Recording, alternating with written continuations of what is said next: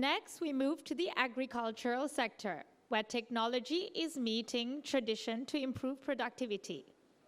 Mr. Miller Alexander Rajendran, co-founder and CEO of SenzAgro Solutions, will show us how precision agriculture techniques are increasing crop yields and reducing waste through data-driven practices in farming.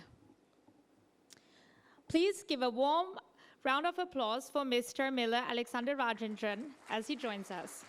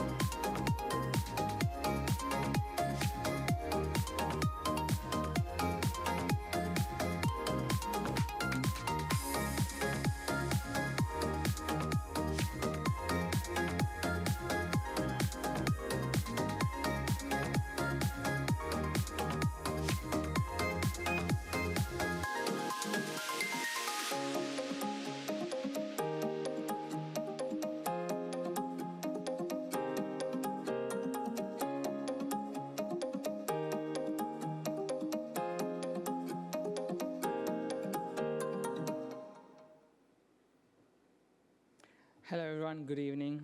It's a great pleasure to meet you all. I'm Miller Rajendran, CEO and founder of SenzAgro Solution. I hope that video was interesting and there are amazing technologies and use cases. Further note, I'm not going to touch a single technology about it on my presentation at all. So this presentation is, there is a big gap we have to fill in terms of adapting technology and see productivity in our ecosystem, especially in the smallholder markets. So mainly the problem what we have to cover.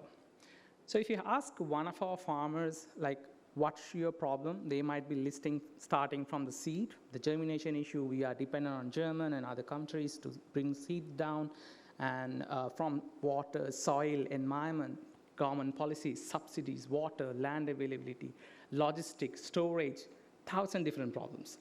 But if you ask a farmer from UK, they might be talk about, I have only one rotation because I don't have enough sunlight to grow. We never face that problem. So the problems are different. The solution must be different, right? So if the problems are not same, solution cannot be same. So hyper-localizing the existing solution, definitely we have to inspire which working models, but it need to be hyper-localized and it need to fit into our market affordability and our crop. There is more than enough data set in terms of vineyards and wheat. You don't find a single data set for TJC mango, which is made in Sri Lanka. So that's where the gap we found, and the technology is supposed to hyper-localize, and we are one of the companies who find this gap and the opportunity, and we're getting into this 10 years back, and we're seeing our 10th year this year onwards. So I like to give a small context where I'm coming from, and I want to highlight some of the cases. 50 years back, if our parents, if you want them to draw a farm in the school level, they might draw a farm as the first image.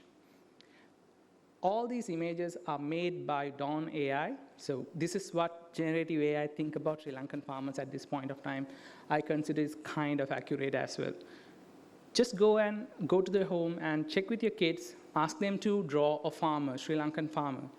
They might put a shirt on top of the farmer, what you found in 1970s. Then might not be much of a different.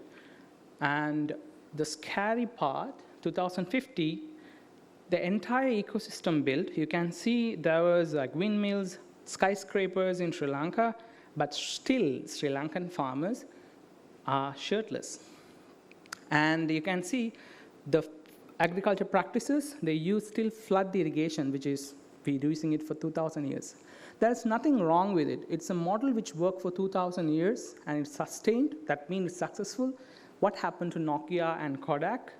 That's what could happen for Sri Lankan agriculture as well going forward. Because we have missed 4 different agricultural revolutions. One, complete human labor.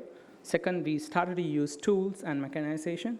Third, we have GMO and tractors and machineries involved. Fourth, people now we working in data to find out how to feed 10 billion people by 2050.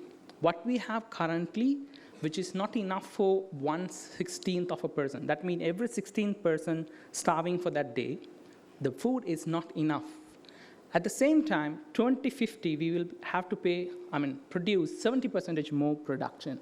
It's not only production and reducing wastage. As Charita mentioned in his presentation, 40% loss in the last mile post-harvest. That means 40% what we have produced already, it's not reached to the farmer's plate. Sure, no problem. Thank you. Right. So the same way, I asked Dawn AI to prepare an Australian farmer. 1917, an Australian farmer looked like that. 2025, they are connecting, they are listening to the plants, they understand what the plant need, and 2050, it's a sci-fi movie, right? So we don't want to go to this stage. Why we want to go to this stage? Whether farming will lose demand. There is no possible way farming can lose demand. We have to eat, right? And there are already 300 million, 1/16th of a person starving, and we have to produce more to feed the world. And we are sitting on a table where you never lost your demand, and still farmers are poor, and they are fighting against productivity.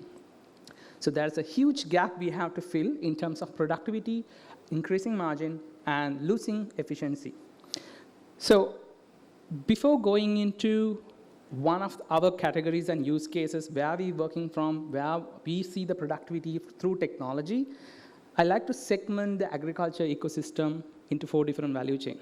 Mostly we're working on the first layer, improving productivity on the cultivation side, but it's highly important to touch upon all 4 layers, or else this will be an injustification. So we have 4 layers, which happens the first farm gate, from farmers' production, from seed selection to the harvest date. Then you have middleman, retail chains, extension services, input companies, and that's the second layer, which is supporting the agriculture ecosystem and the farming ecosystem. Third, we have Keels, Cargills, the buying power, the supply and demand management. Finally, the policies, which is overcome all the issues because we are a regulated industry. But the major issue, the smallholder market we found as a gap. If you found a farmer from US or Israel or any part of the world in the Western world, the commercial farmers, individual own hundreds of acres. These are simple understanding in terms of why technology is supposed to be localized. One farmer owns 100 acres. Imagine a John Deere machine which is under $1,000. For that farmer, per acre, which is $1,000. We have investing $1,000 per acre. But our farmers' average farmer age range is 0.8 acres. We are all smallholders, and we are very much scattered. So a John Deere machine, which is under $1,000, which is under $1,000 on top of 1 acre for our farmers. So the same technology cannot be replicated as it is, even though we're just complaining this was there in Israel, in Netherlands for like 60 years, 50 years. We are not adapting. It's not a complaint about the farmer's adaptation. It's a complaint about how the structure was designed and how we want to piggyback on the current structure and improve that. So I'll ask a question. What do you think about a smart farmer? Who is a smart farmer? You might come across, people might say, people using smartphone, there is technology, people using vertical farms, people using satellite information, drones, sensors, automation. Is that a smart farmer? Basically, our understanding being on this industry for the past 10 years, a smart farmer means a farmer make around 60 to 70 decisions from seed selection. For this rotation, I'm choosing this crop, and this is the seed I'm going for. And on this date, I'm going to harvest.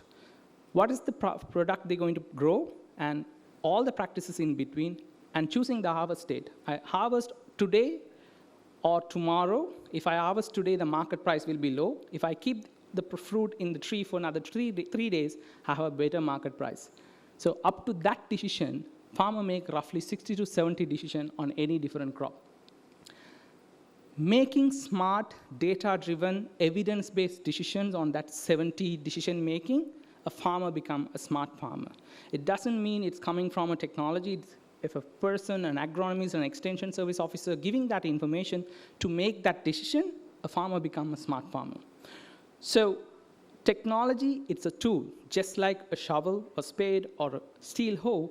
It's just a tool to help the mainstream industry. Technology cannot be and never been the mainstream industry. We talk about a $5 billion industry going forward. It's always a service industry to any mainstream, from garments to plantation to hospitality and so on. And in this case, agriculture. We're just a tool to make farmers make smart decisions and make their improvement on the efficiency. So efficiency comes in 2 ways. One, improving the productivity. What we are growing, it's not enough, where we have to produce more. And what we are spending, we don't have a single tracking record where we want to reduce our expenses so we have a better margin. And a behavioral change. So that's where technology can record this information, continuously monitor, and gives insight what you have to do in terms of improving productivity and reducing wastage and creating a better margin for farmers and other stakeholders in the agriculture value chain. So as I said, we have categorized into 4 different segments. Let's talk about the cultivation sector. So which include the farmer, the production, the land, crop, and the agronomical aspect up to the farm first gate. Where we found inefficiencies, where we found productivity losses, where we found improvement for the margin, and unwasted middleman which not adding value to the value chain. So we found out all those information to improve the productivity. This is the first layer on agriculture. My presentation is not only talk about our productivity and where we work on.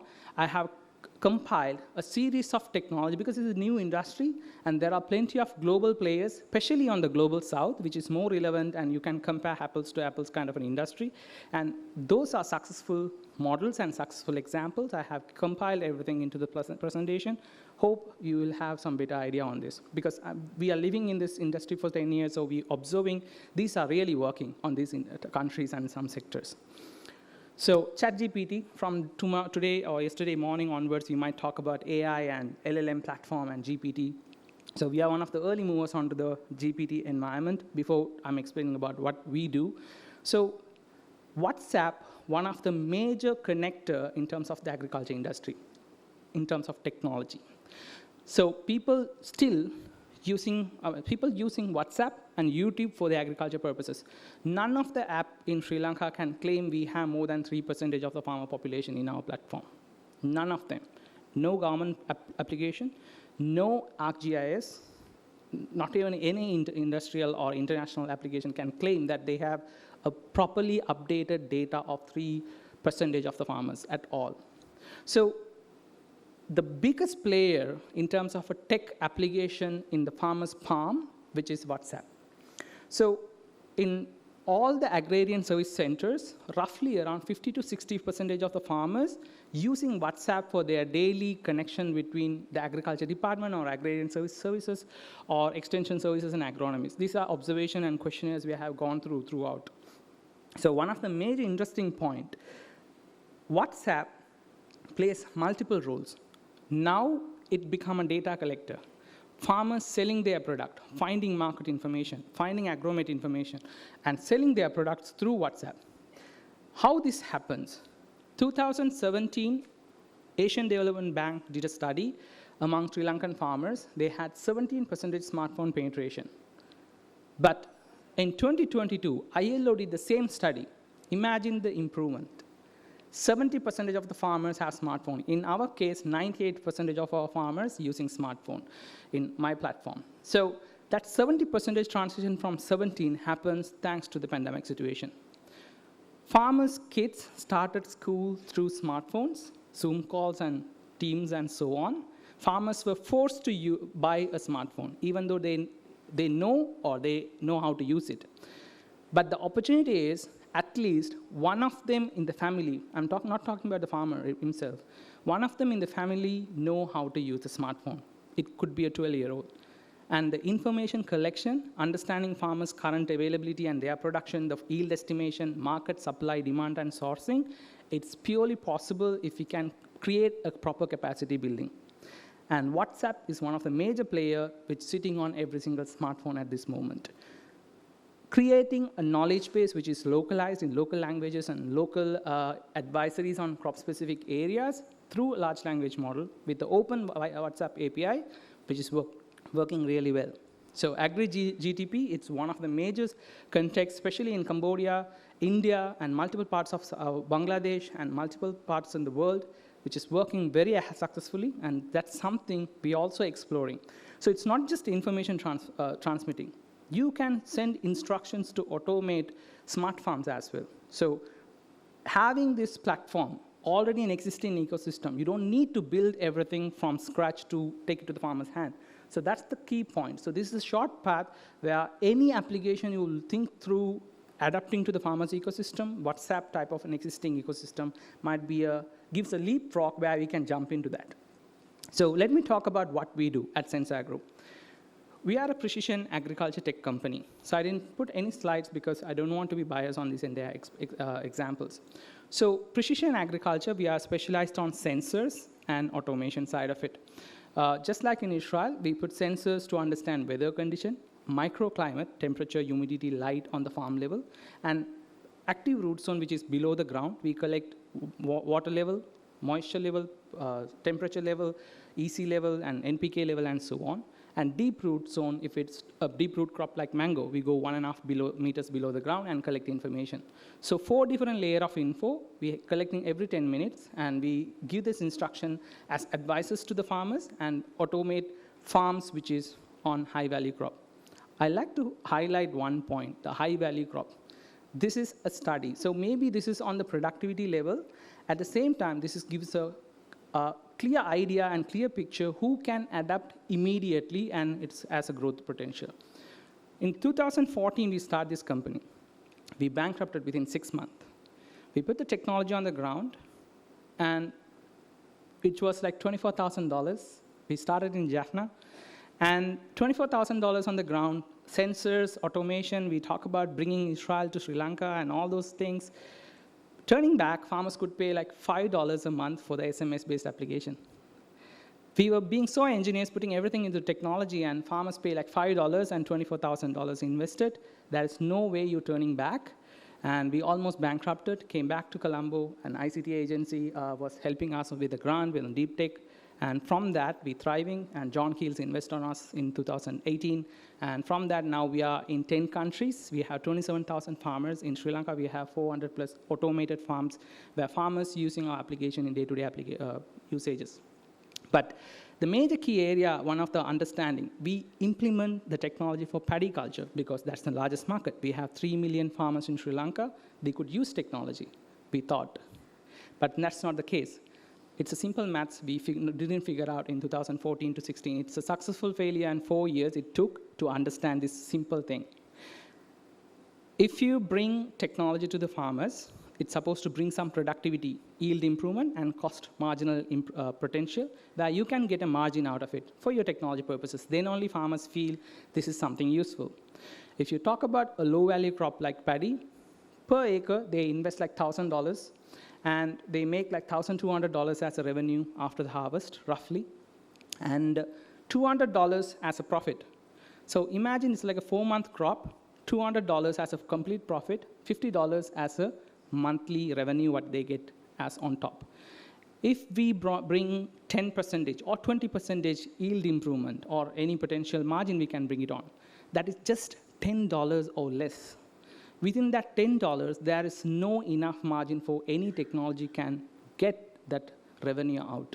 That's one of the major failures. So where we started to work on, we identified this in 2018, started to work in high-value crops. The same 10% yield improvement if we brought in on bell pepper, which translates into hundreds of thousands of rupees, there is a big margin, financial revenue, in terms of percentage, which might be same, because it's a crop-agnostic technology you can implement anywhere, but high-value crops, which gives that margin where you have a potential commission, you can get it out for your technology. We went completely on SaaS model, including for hardware. So farmers pay, there's no consideration about ROI, because you pay this month this much, whether you're getting 1 rupee extra. That's all their calculation is all about. There's no capital expense at all. So that model worked for us, and now we are in 10 countries. We started to expand. And thanks to COVID, that expansion happens as well, because Sri Lanka or Malaysia doesn't matter because you're completely locked. You can't showcase to the farmers. So we box the product and send it. It worked out. So now precision agriculture can be applied to anything, any crop, vertical farms, open field, and greenhouses. You understand the plant better, exactly provide what the plant needs on the given stage of the crop, stage of the environment, and the plant's requirement. Much as possible, find to meet the benchmark condition to grow optimum and produce better. So we try to bring that ecosystem virtually, and there are plenty of intelligent studies we have made, especially on coconut. We're working with coconut toddy production. Improving the alcohol percentage along with the yield generation is purely on water management. Some soil which drain water a lot, so you have to pour more water. Some soil, those are clay soil, it's contain water. So understanding the soil condition and providing exact amount of water can improve your productivity and your yield estimation. So that's something we have played around. We have 200 plus acres of coconut toddy in Sri Lanka currently working on. Same thing on water stress management in mango. So we have a nature, you probably heard about that story, your grandparents might say, you put a slipper, mala, or you put a nail in the tree, it will give you fruit. Because it feels shy, it can't bear fruit, so it feels shy, so it will give you fruit if you put a slipper mala. Actually, it's basically you're beating a tree from external force. Its personal instinct would be, simply I need to produce my next generation because I'm going to die. This is my personal instinct. I need to create my next generation that will be producing fruits. We try to create the same artificial shock through water stress management, bring down the water giving a process up to 10%. So the trees think I'm going through a drought. I need to produce my next generation. We improve 12% yield improvement throughout the TJC Mango and Karatokolamban as a series. We have plenty of publication on this. So similarly, every crop has a story. So we brought down 25 different crops and crop intelligence, which is hyper-localized to Sri Lanka, Malaysia, and different countries based on the context. We understand the plant better than the plant because we monitor the plant every 10 minutes. So this is what precision agriculture can do it for Sri Lanka and all the global south. Technology could be affordable. The pricing structure is supposed to be fit into that. So the next layer, I'd like to talk about the support ecosystem, which is input. We had this fertilizer crisis in the past. Extension services, I'd love to touch upon that. No smallholder market in the world cannot thrive without the extension services. You can't push information to the farmers directly. 3% of the population of USA just depend on agriculture, and they're producing 3.5 GDP. The numbers, it's very small. If you take Sri Lankan context, 26% of the population is dependent on agriculture. So the numbers are so large. We have 6 million farmers at a time. So reaching them, there's no marketing mechanism figured out by anyone. NAICC, for an example, the Department of Information for Agriculture, they have multiple apps. You have less than 2,000 downloads. There is a toll-free number, 1920. I don't think you get 5 calls per day. So this is an issue. You can't reach out to the farmers directly, but fortunately, just like all the global south farming ecosystem, we have created these fantastic extension services, but the efficiency, definitely there's a question mark. So that's something we have to improve, but monitoring and implementing policies, that will be definitely supported by technology. So let me give an example. Digital Green, a company from India, it's an NGO. They have built an amazing extension experience with 100,000 plus extension services which use government extension services in India. They have created 6,000 training videos. As I said, YouTube and WhatsApp are the major players in terms of accessing farmers. They have public videos in 50 different languages in India. So farmers directly accessing that data, and 104 extension services who make this possible, 6 million farmers getting benefit. They reduce the cost by wastage of resources and wrong agriculture practices. They improve the income by $100 per individual farmer for every month in different crop varieties, average. And technology adaptation, still, our farmer extension ecosystem, or any of them, maybe all the data collection statistic companies, they collect farmer data through a questionnaire with a printed paper. Someone taking that information, we can't assure the accuracy of it, you bring it to the table, someone updating all those things to the Excel file, and you upload in a database, right? But a simple, free of charge Google form can do the exact same thing. But adaptation is a complicated part. So that's something we have to push in terms of our extension services to manage whether they're doing it properly and incentivizing them properly. We have 42 field officers. Their entire management was tracked, and incentivization was done through our platform. So that's how we're managing 27,000 in Sri Lanka, farmers in Sri Lanka. Same thing, Olam Digital, one of the largest, third largest company, if I'm not mistaken. The Sri Lankan entire agriculture population was sourcing network for them. 7 million farmers sourced to Olam International. They have Olam Digital, which is award-winning product, which has all 7 million farmers were properly organized through extension services. And that platform gives efficiency. They claim 18% profit margin comes only from digital. So they made it as a separate company that become an IPO in Singapore. So that's an opportunity what we have. Extension service itself supposed to be given a lot of care and supposed to have proper management through technology. So finally, the demand and supply. So which comes wholesalers, retailers, and all the intermediate buying power. So I like to take Pinduoduo, Chinese application, which is a groundbreaking application because it won, I think, $500 million seed round investment. Now it was invested more than, I think, $12 billion or something. So it's a huge startup. So under like $12 billion quarterly revenue making company. It's an agriculture application. How it works is a very interesting model they have built in terms of supply and demand. The major application they do, they sell wholesale price to consumers. How it possible? You can't purchase 1 kilogram. You have to purchase 1 truck. Direct to farmers, to the buyer, consumers, you have to purchase 1 truck. You have to get together like 50 people, collect 1 truck. You give an order, you can't purchase 1 kilo. You have to purchase 100 kilo of carrots, 100 kilo of leeks, and they bring everything in 1 truck. This model eliminates all the middleman in between. They have 16 million farmers sourcing. They know the supply and demand in way advance, and they're making the matchmaking and bringing has wholesale, 1 truck, bringing you entire goods, but you have to purchase 1 truck at a time. So that model was amazingly worked, and I will touch upon how the government infrastructure is supporting this ecosystem. Similarly, Alibaba was huge in terms of perishable, but this case study won plenty of international awards, and FAO did a pure study, a Harvard engineer, a woman-empowered company, and now it's the largest agribusiness in the world. NinjaCart, our closest neighbor, this is an amazing use case. Creating collection centers in this global south is very hard. The biggest problem for buyers, they have to go to the farmer's ground in rural environment, finding the road, weighing scale, which is available with farmers. No one knows whether it's accurate or not. There's so many complications direct to peer-to-peer production collection for a company. So NinjaCart, they create a process, just like the previous speaker and Charita was mentioned. They create a process. They're giving a T-shirt. They're giving a POS system. They train you for a month, and they give a process. If you have in your Mage at your rural environment, if you have a 10 by 10 road where you can put a truck inside, you can be a franchisee tomorrow. They give you the entire package. In Tamil Nadu alone, Tamil Nadu and Karnataka alone, they have 3,500 collection points in rural environment. Their responsibility is to collect rural farmers' production, and they are collecting millions of farmers' sourcing at the moment. and they are one of the profitable company in agri-tech space in our region. So government policies, these are something very interesting. So India is, again, the biggest player who have ENAM, the largest marketplace.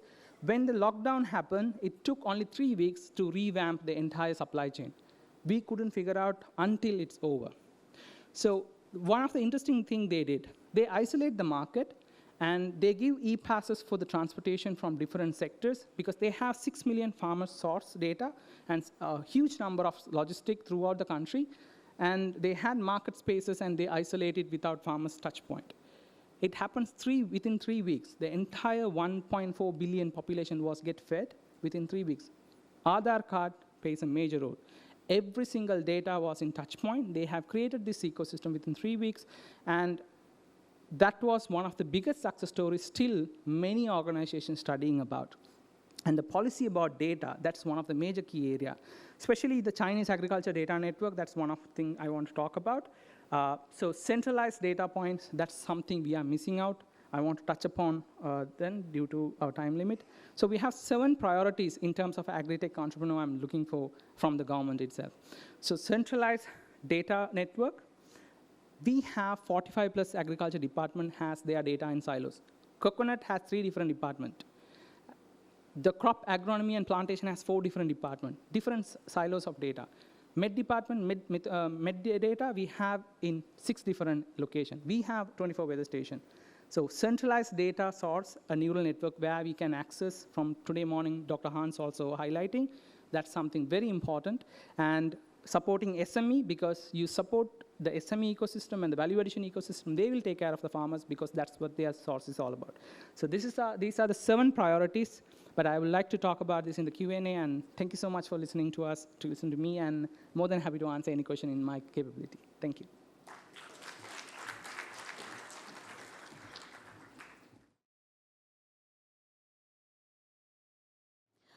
Thank you, Mr. Rajendran. We will now transition into the Q&A session, led by my colleague, Yasmin. Thank you, Subi. Mr. Rajendran, thank you. That was a really good presentation. So before we move into the next session, we have about 14 minutes for Q&A. Before actually I move into the online audience, does anybody in the physical space have? Okay, we have one question at the back. Can we? It was absolutely fascinating, but I have a question for you. Can we in Sri Lanka compete with large acreage industrial scale farming in places like US, Canada, China, Russia, and so on, where they produce grains, rice, soya, mung beans, and so on? That's one question. So the other is that maybe it applies in Sri Lanka if we have the context of food security for rice, and maybe other niche markets like papaya and guava and whatever. Please explain. Thank you for the question. This might be more personalized answer. I was always thinking about this. If I give I don't want to give a diplomatic answer. This is my personal opinion. Why we wanted to go for that route? So we are not India or China or Canada. We don't have that space in one stretch. It's already scattered around. I will give one example. So we work with one of the largest biscuit company in Sri Lanka, and they producing a nutrition powder, so like cornfields and so on. So we had a farmer base in Galen Bindunueva in Anuradhapura, roughly around 800 farmers. So we drove drones on top of it to map, to understand the yield estimation, the Army Sena, the Alambua problem identification, NDVI mapping, and so on. When we fly, there are so many regulations we already have because farms are scattered. So there might be like 30, 40 farmers, adjacent farmers, they're sharing their location, and there might be 30 acres. And to reach the other set of farmers, we have to fly across certain farmer groups which not part of the program. So we had complaints and we had problems, and farmers were really pissed off that you don't have permission to fly drones on top of my farm. We don't have one stretch of 50 acres in many places. period.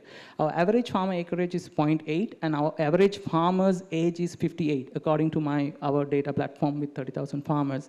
So creating an ecosystem and drastic change, and the youngsters are not willing to do that, one. And we don't have the scale.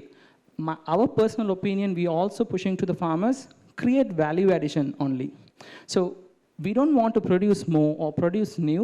Creating value addition, that's what we're known for. Ceylon brand. Unfortunately, we don't have trademark also for that as a country. So Ceylon brand is our key. So pushing that and creating a value addition, that automatically pay our mass production. Unfortunately, we can't do that low value crop, again, we are talking about. Rice and all the corn and all those things are low value crop. It's cover huge amount of land space, but it don't give exactly our staple food requirement, and we don't have the capacity to export that much of scale. Tea, we are not number one, but we are number one in terms of the price point and the quality. So that's what I think Sri Lanka is supposed to embrace. And Sri Lanka also don't have, as for my understanding, many people I have spoke with, we don't have a mandate or a thought process again, going with a big scale farming. If you want, at least 1,000 farmers get together and need to do a cultivation, because farms are scattered. That we don't have that enough space, except for Mahavali in few places, that there's nothing we can highlight. And the two monoculture crops, except for tea, let's say sugarcane, we didn't even operate our full potential. At least 60% is still not properly harvested. So there is already enough gap on the monoculture, and it's a failure model for Sri Lanka. And FAO culture is failure in Sri Lanka for many reasons. India was very successful. So our farmers don't work closely to come together and make 1,000-acre farm at a time. There are so many complications on that model, sir. But additional crop, OFCs, high-value crops, and making process value additions, those are some of the things definitely we can think through. Export market type of things. I hope I answered your question with understanding. All right, thank you. Do we have any other questions from the audience? Let's give it to our CEO, Dhananath. Can we have a mic here?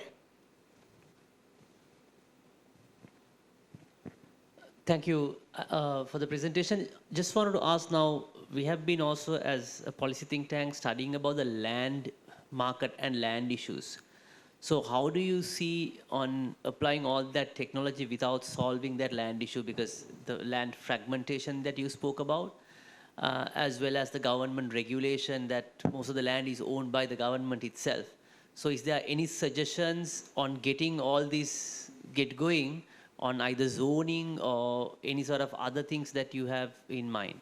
Yeah, I mean, government is thinking about it. So I think 3 years back, there's a project, I'm not sure whether some of them you are aware of it, called GeoGovia.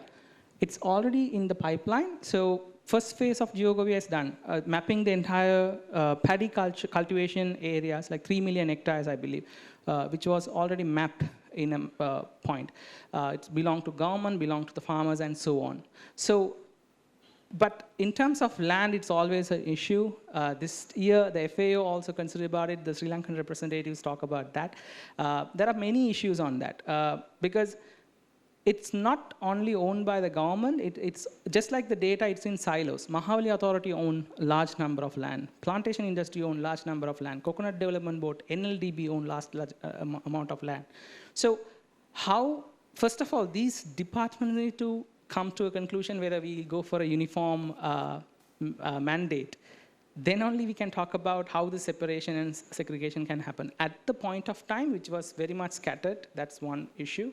But they are bound to certain regulations, like in terms of resource gathering.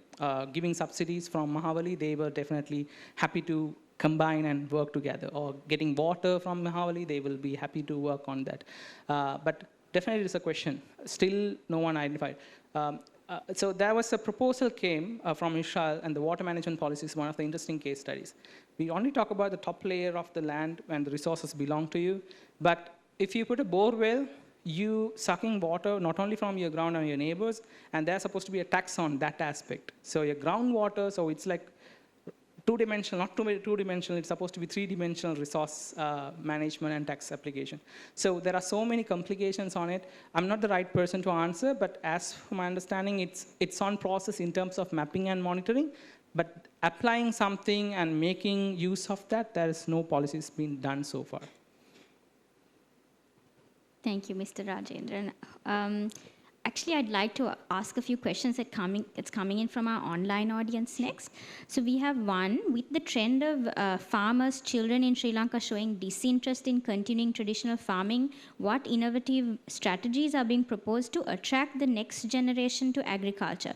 How can we make agriculture a desirable and profitable career option to ensure the industry's sustainability?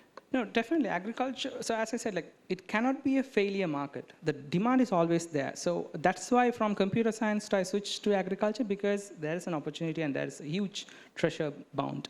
So the youngsters moving out, because I never saw my father made profit in 30 years. So that's one of the major reasons I choose technology as my stream. Then I switched to agriculture because the people I worked with, the potential, it was huge. So the youngsters supposed to, they consider agriculture as my father owned land, so I supposed to do something to keep that land. And agriculture become more and more part-time at the moment. So they try to build greenhouses and become part-time.